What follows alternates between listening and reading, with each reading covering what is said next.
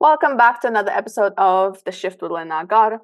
In this conversation, I had the pleasure of chatting with Manny Loyden, a true powerhouse in the networking and wellness space. He shared his inspiring journey from Colombia to the US, diving into his dynamic career across fitness and human resources. We explored the real essence of networking, adding genuine value, and the importance of being authentically yourself.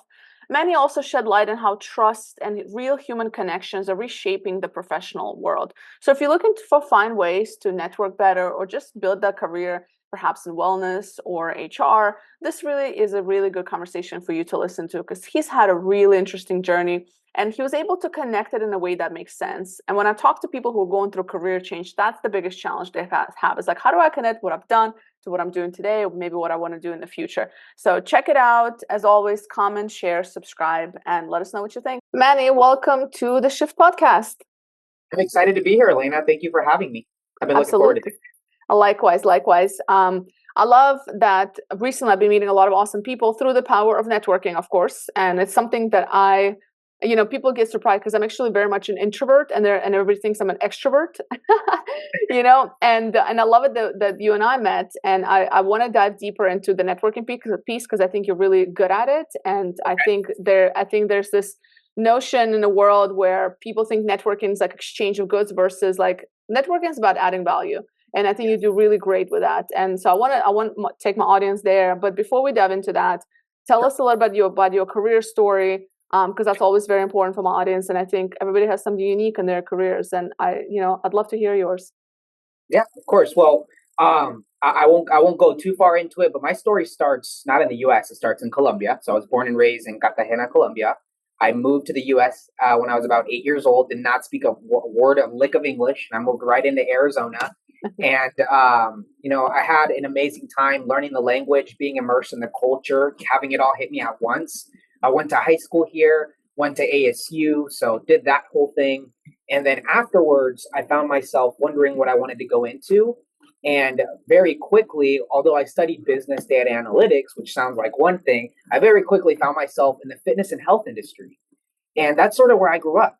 I found myself working for gyms in different like big box gym brands like LA Fitness. And then most recently, about, I would say 8 years ago, I worked for an organization called EOS Fitness, which is growing here. And that's where I really grew up. I went from 0 to 100, from A to Z there. I actually went from being just like a front desk person to sales to management to multi-unit management to, in talks of being a market lead and maybe even going out to another state. Unfortunately, I had the passion in it and I loved what I was doing, but there were some mismatches in the core values that were changed and sort of the direction the brand was going. So I decided to part ways. And those are always tough, deep parts, but it had to happen. And that was sort of my first experience with growth. I had branded myself in my whole early 20s as like this EOS fitness gym goer, and I felt like a part of my identity was gone. So searching, I ended up transitioning into fitness education for a company called ISSA, which does all like the certifications for personal trainers, nutritionists, all that. So still fitness and health, but almost like this other side of it. And I ended up becoming a fitness education counselor, and I loved doing that. I was able to work from home, so I wasn't spending 60 hours in the gym anymore, but I was still able to support and promote health and fitness as a lifestyle over maybe some of the other ways people treat their ailments now. And so I ended up being able to sell personal training and nutrition certifications and have those dream building conversations with other like-minded professionals in over 300 in over 150 countries, and it was so much fun. So that I was able to impact a large amount of people. I was able to get certifications myself, learn a whole lot about what it takes to be a real wellness coach, what it takes to help Miss Susie that has fibromyalgia walk again. Mr. Jones, who has neuropathy and has been in his wheelchair for a year, walk and brush his teeth again. So I got to learn all that and be passionate about it. And I loved it, Elena. I loved it.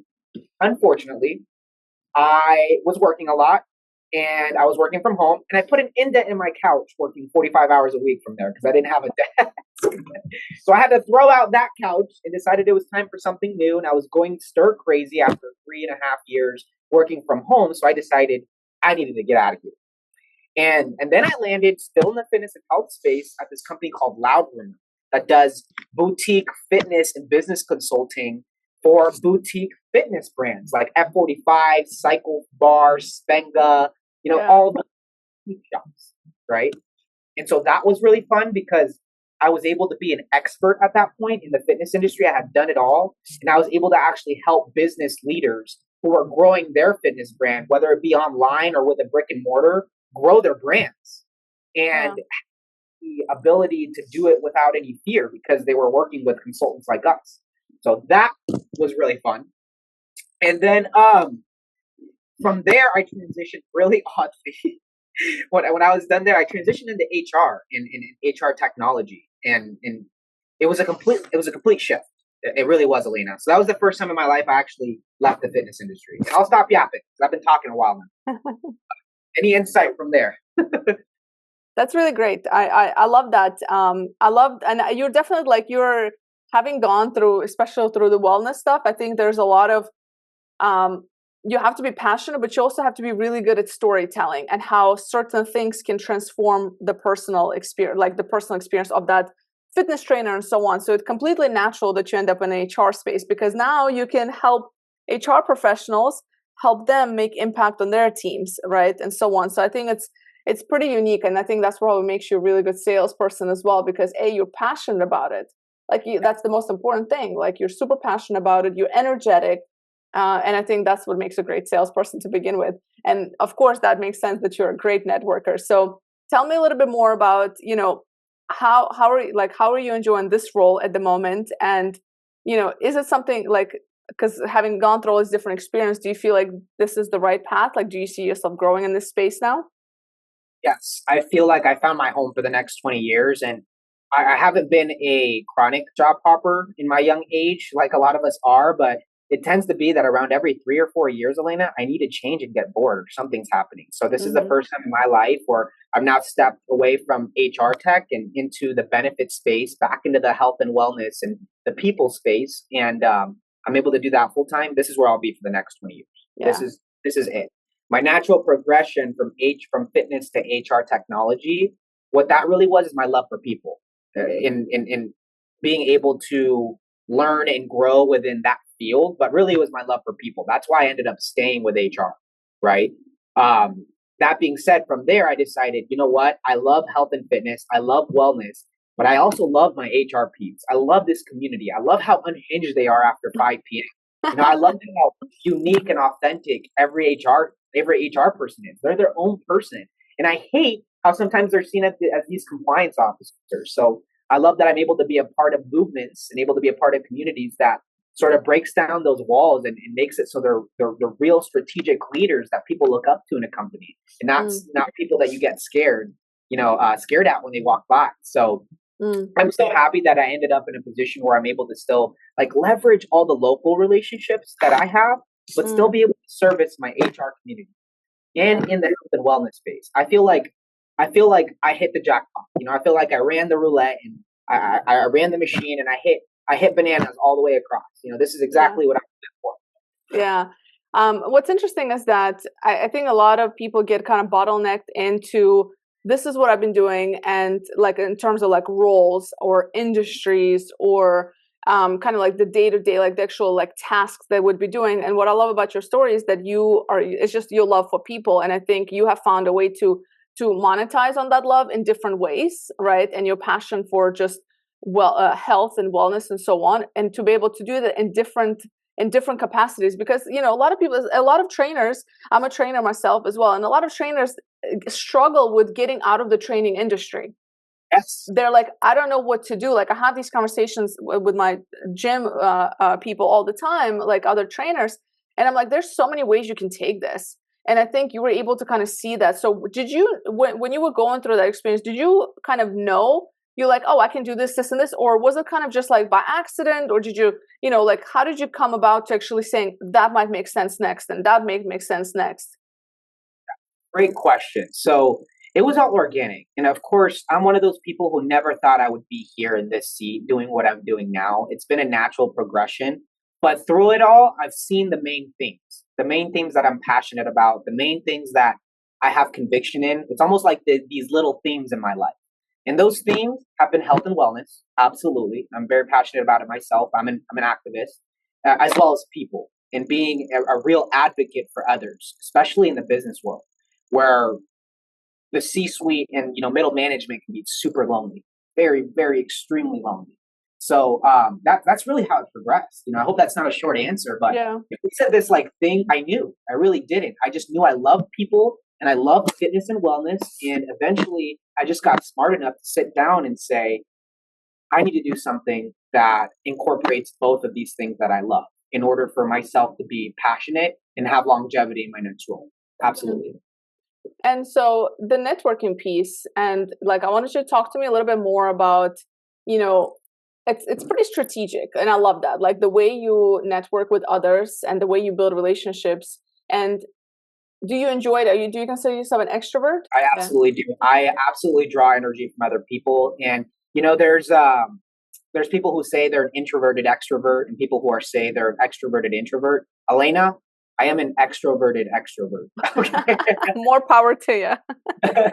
And fortunately, I got to put the reins on that sometimes and know my audience. But yeah, absolutely, I am an extrovert and I love people, and that's why what I'm doing now, this sort of LinkedIn movement, this reach that I've been getting, this community that I've been building, it means so much to me. That's why it does, because this is something I love doing. It's not something, the I have a job and I am in sales and relationship management, absolutely. But I think that is maybe what makes me such a great salesman. That's secondary to everything else. Like me doing business with people I know is a byproduct of me providing value and being their friend first. It's never transactional in that sense. I really try my hardest to not be that transactional person, because that's what people in the community are expecting. Have you always been like, have you always understood the value of adding value, or have you learned, yeah, okay, transactional doesn't work, but actually, if I just add value, that's actually a much better strategy? Or was it something innate in you? No, definitely not innate. Absolutely something I think I learned through experience, Elena. I think sales has changed quite a bit over the last 10 or 15 years. You may have seen it. I think we've talked about this offline, but it's gone from being this very transactional, very metricized things, very cold outreach, grassroots, where I could be dropped in any market and make tons of cold calls and cold emails and build a territory and build a pipeline like that. That's gone and out the window, which I love because I tend to not be a metricized person like that.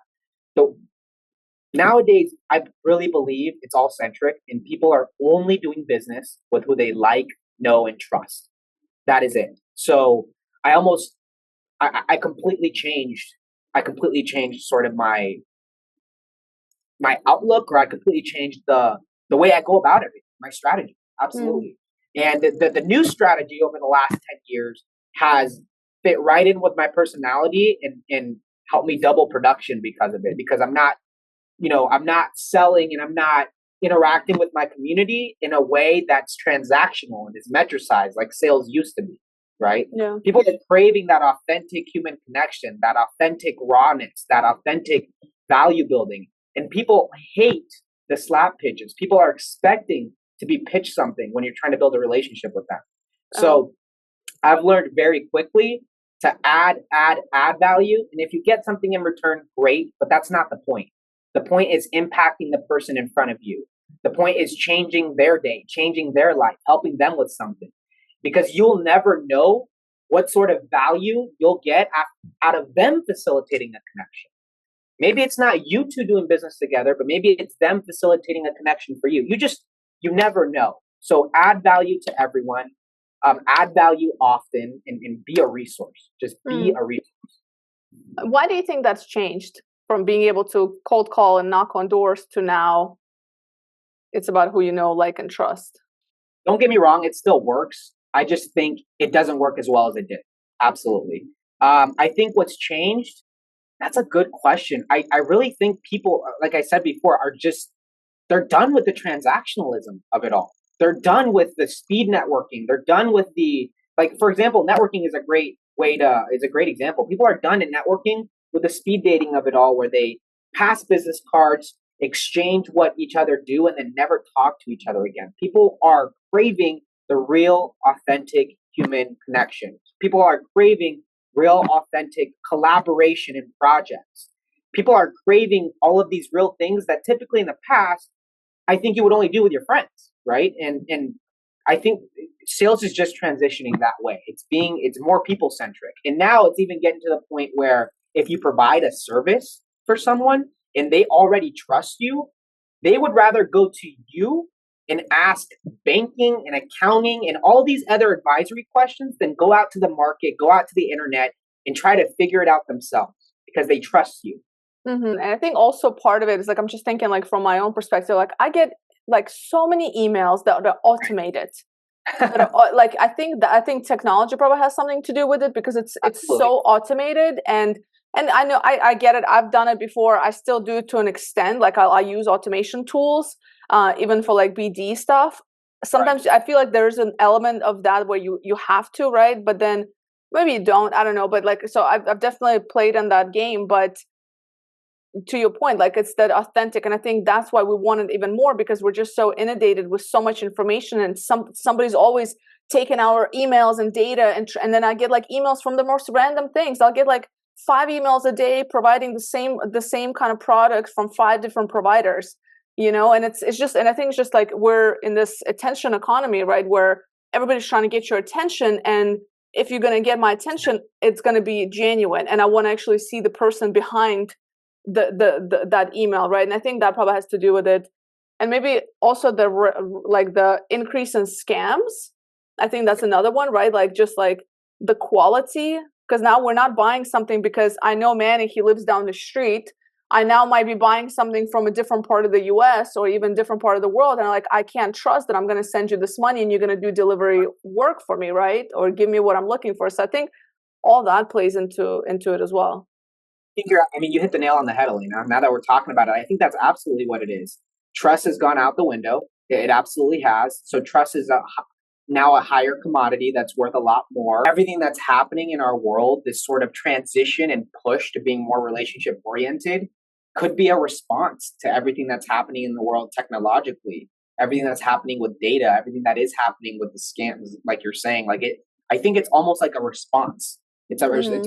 It's us pulling back on the rope, saying no. We understand that the human race is evolving. We love AI. We love optimization, Yeah. but let's not forget the most important thing: human to human connection. Right here, that is the most important thing. And I think through all, maybe sometimes the technological innovations, some elements of that get lost. Yeah. Yeah, it's interesting. And there's a lot of talk around, the technology and AI, especially in my field of like talent development and Yeah.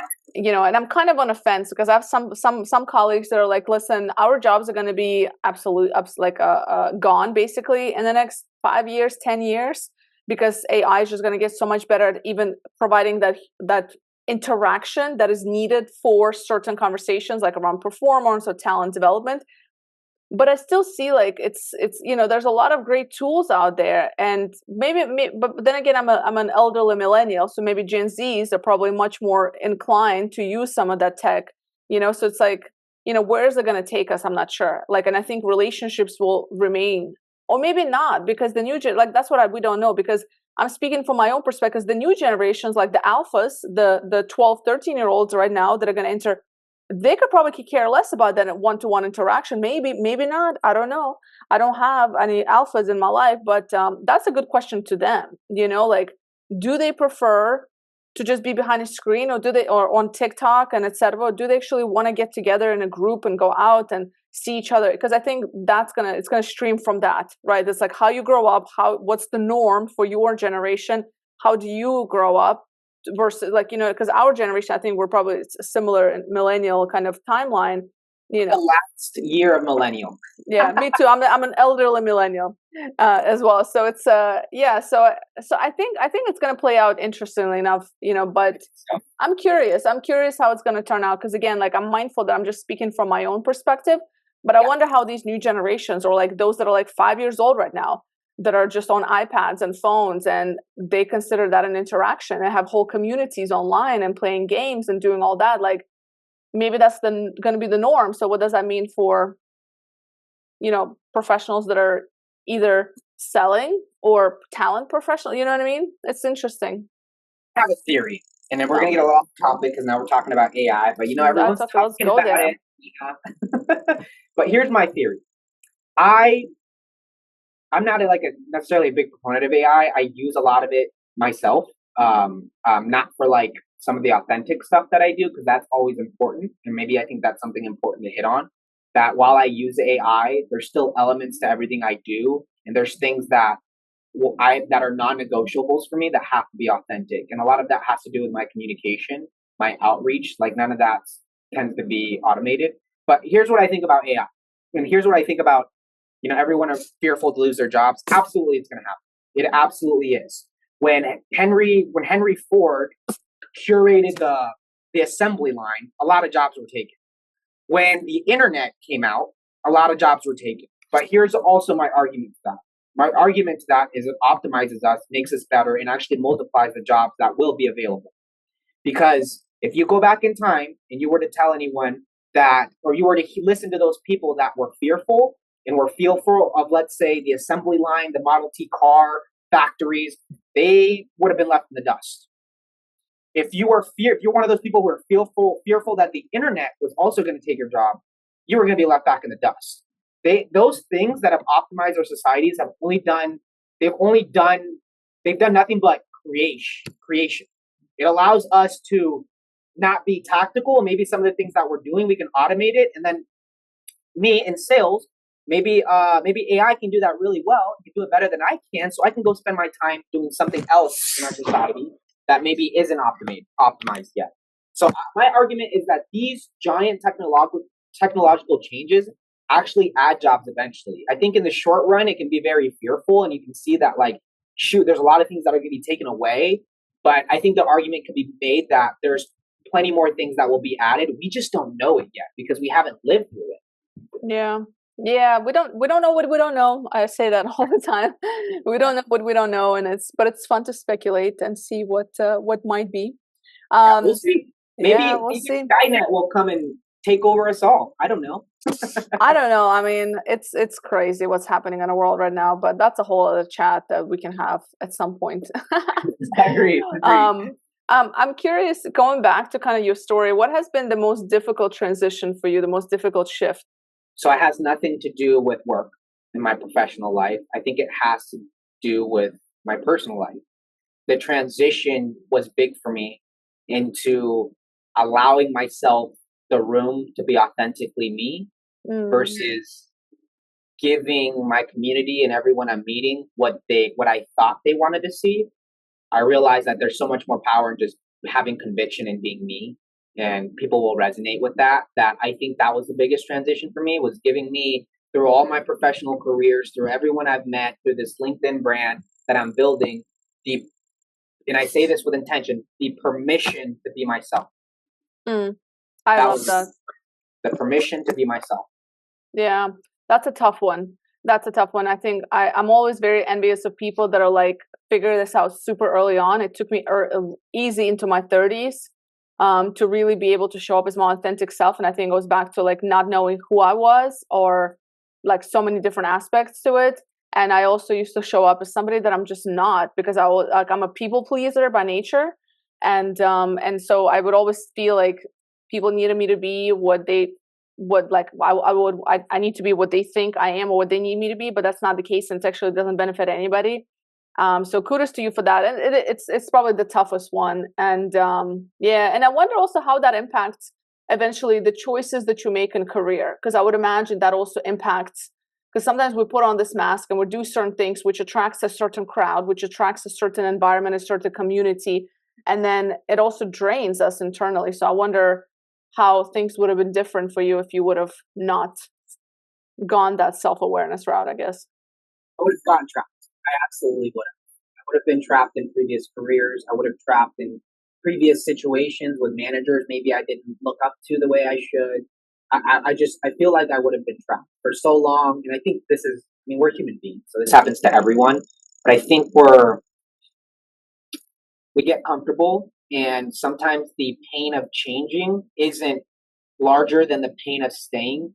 And so I don't know. That was a really big transition for me. It's what's changed. I think Mm, that's the big thing that's changed. It's not staying trapped. It's allowed me the ability to look at myself, be confident in myself, be confident in what I put out there to the community, and be confident that it's going to be received. Versus in the past, where I might be fearful to put something out there, be fearful to be my authentic self, and not progress because of it. mm, So, and now I'm speaking really heavily, like with my LinkedIn and my presence. That's been very heavily the case. Like the ability and the permission to be myself is what allowed the reach to come, is what allowed other human beings who are also on their LinkedIn, a social media platform, scrolling through all the automated advertisements, scrolling through all the automated chat GPT writings, when they read my post and see a picture of me being my authentic self out there with the community, they resonate with it. And that wasn't happening before. That wasn't happening before yeah. because I was Mm, being, I think, a LinkedIn guru should be, and that doesn't work. yeah. Authenticity sells. That's where it's at. That is where 100%. it's at. What are you most excited for in the near future? What's coming up for you?